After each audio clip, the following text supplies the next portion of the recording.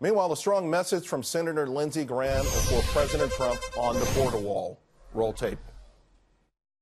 If he gives in now, that's the end of 2019 in terms of him being an effective president. That's probably the end of his presidency.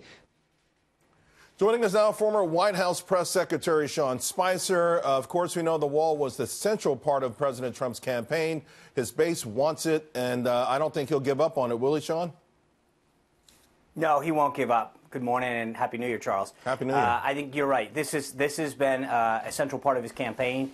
It was really what he campaigned on more than anything else that people know him for, his strong stance on immigration. But I think there's also a political reality. We need 60 votes in the Senate. We picked up a couple in the thing, but we're now at 53, and Nancy Pelosi controls the House. This isn't a dictatorship, so the president's got to get the best deal he can.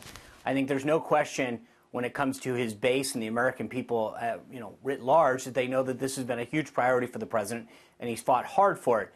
But to Senator Graham's point, I think he needs to have some kind of result for it, and that's why you're seeing him dig in as deep as he is.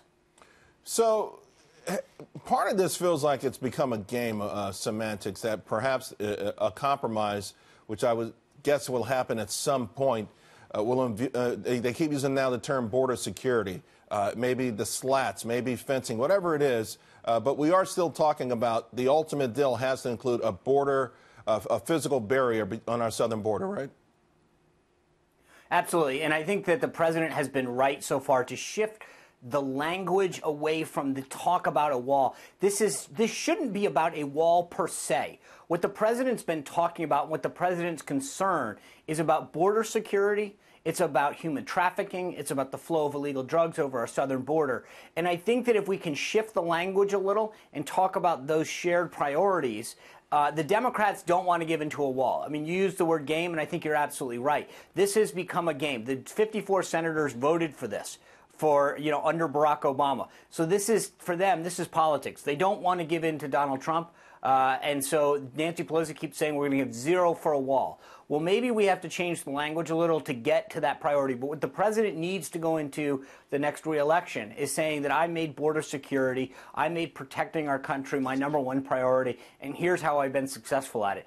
But there's going to be some nuancing more than anything else, because right now the Democrats won't use the word wall, and I think the president let me interrupt you needs for to one second, because we got a breaking tweet, if you will.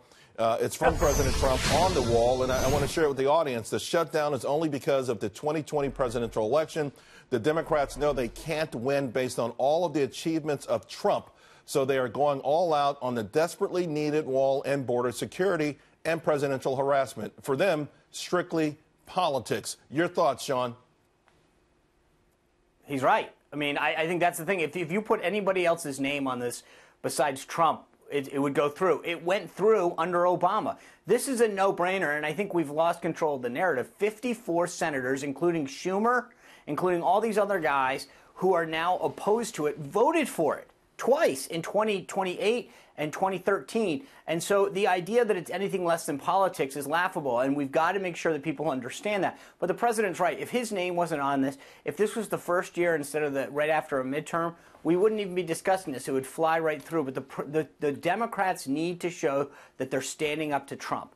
And so I think that the middle of calling it something else and talking about border security is the only way out of this. All right. Well, and hopefully in D.C. they'll get away from this at some point and actually govern and legislate for the American public. Sean, always great seeing you, my friend. You bet, Charles. Thanks a lot.